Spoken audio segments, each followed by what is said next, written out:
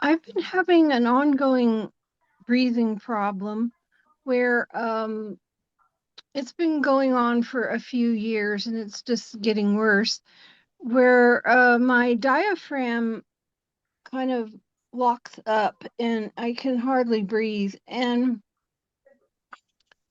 And when that happens, I just have to sit down and rest for a while. I can't really do any activity.